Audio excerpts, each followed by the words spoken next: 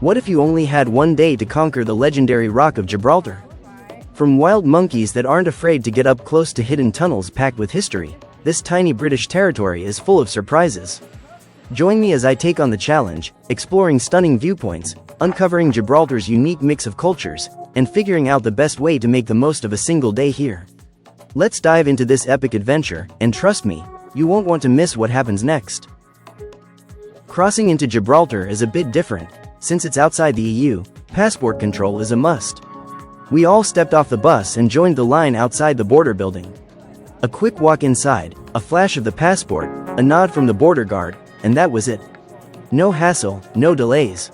Meanwhile, our empty bus made its own way across and was already waiting for us inside Gibraltar. From there, we took a tunnel under the airport runway and headed straight for the city center.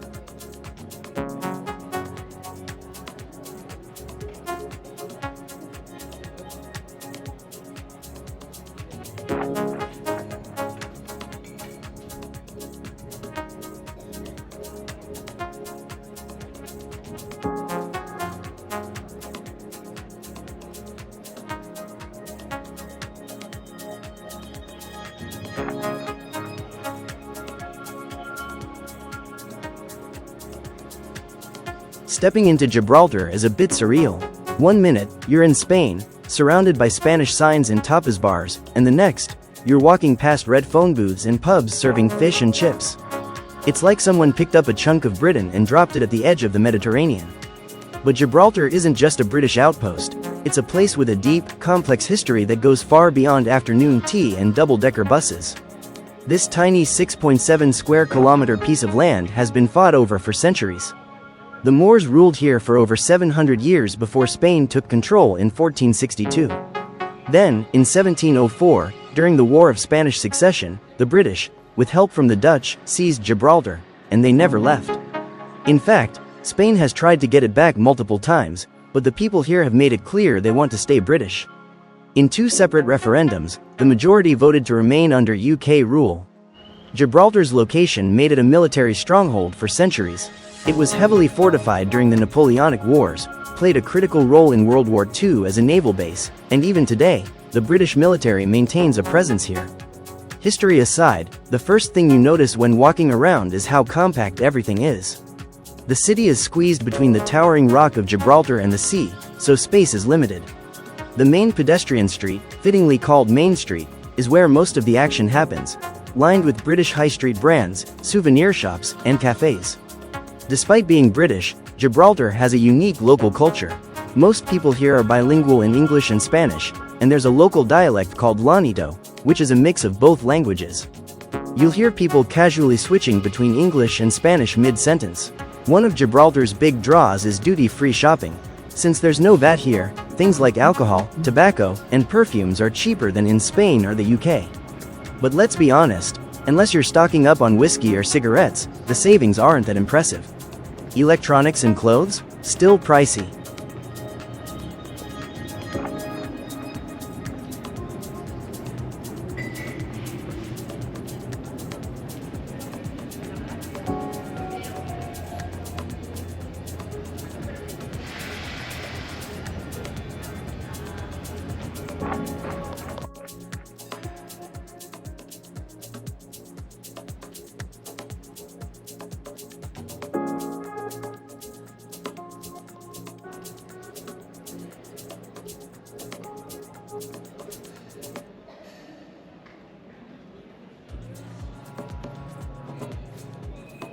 After walking around for a while, I found a cafe to take a break.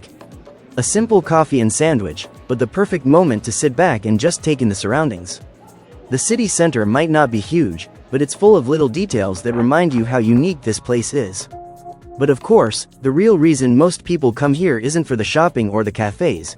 It's for that massive limestone rock towering over everything. And that's exactly where I'm heading next.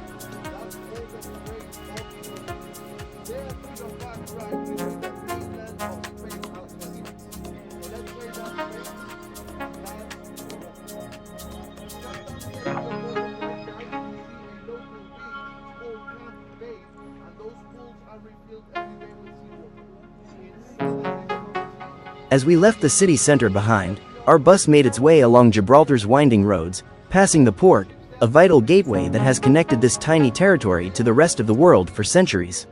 Rows of docked ships swayed gently, a mix of cargo vessels, luxury yachts, and naval ships, a testament to Gibraltar's strategic importance throughout history. We continued south, the towering Rock of Gibraltar now behind us, giving way to open roads and rugged cliffs. The landscape became more dramatic, wind-swept and raw, with jagged limestone formations dropping into the sea. Finally, we arrived at Europa Point, the southernmost tip of Gibraltar, the place where Europe meets the open sea. Standing there, I looked out at the endless horizon, where the deep blue waters of the Atlantic Ocean merge with the shimmering Mediterranean. The waves crashed against the cliffs below, as if marking the divide between continents. The iconic Trinity Lighthouse stood proudly at the edge of Europe, its red and white tower a striking contrast against the vast sky. For centuries, this lighthouse has guided sailors through these waters, marking the gateway between two worlds. It was a peaceful, breathtaking moment, a reminder of how small we are compared to the vastness of the world around us. Standing at this crossroads of continents, history, and nature, I couldn't help but feel a sense of wonder. This was a place where travelers have stood for generations, looking out at the same endless horizon, dreaming of what lies beyond.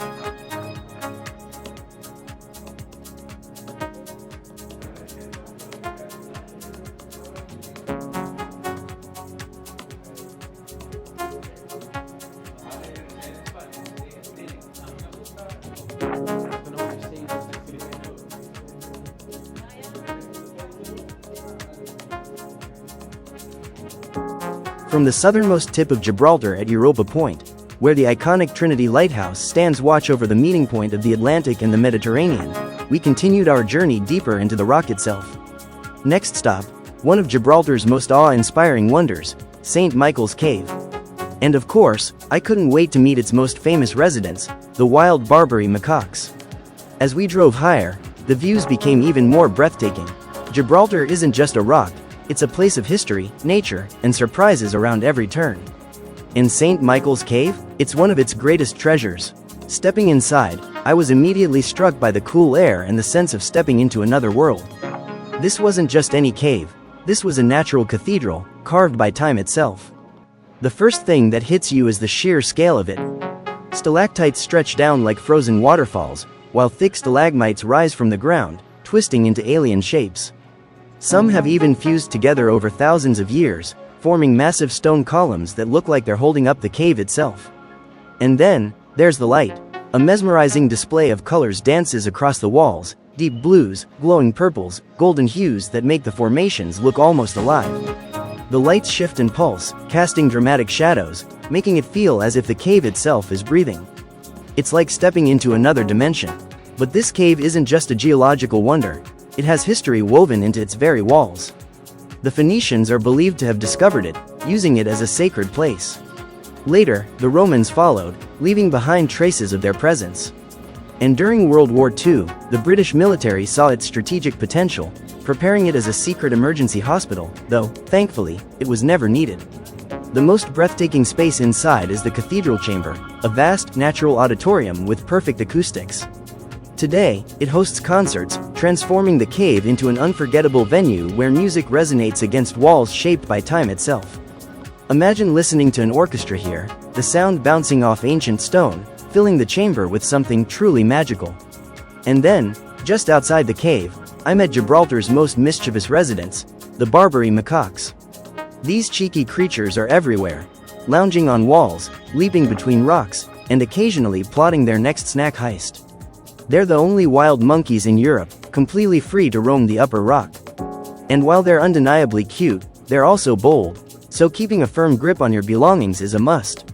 Watching them roam freely in this incredible setting was surreal. It was one of those rare moments where nature and history truly intertwine, where the past lingers in the limestone caves below, and wild creatures still rule the heights above.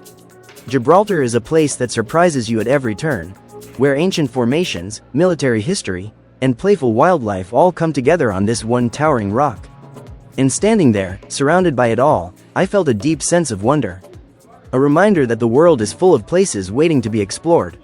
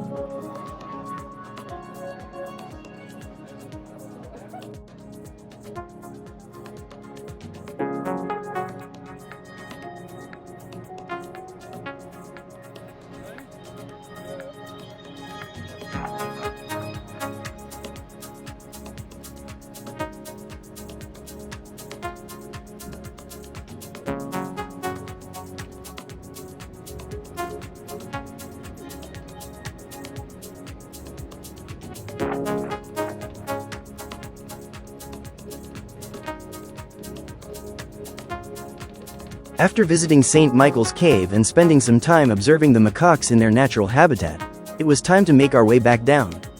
As we descended, the views over Gibraltar were just as breathtaking. This tiny but fascinating place packed so much history, nature, and adventure into a single day. Back in the city center, I had one last chance to soak in Gibraltar's unique atmosphere before heading to the border.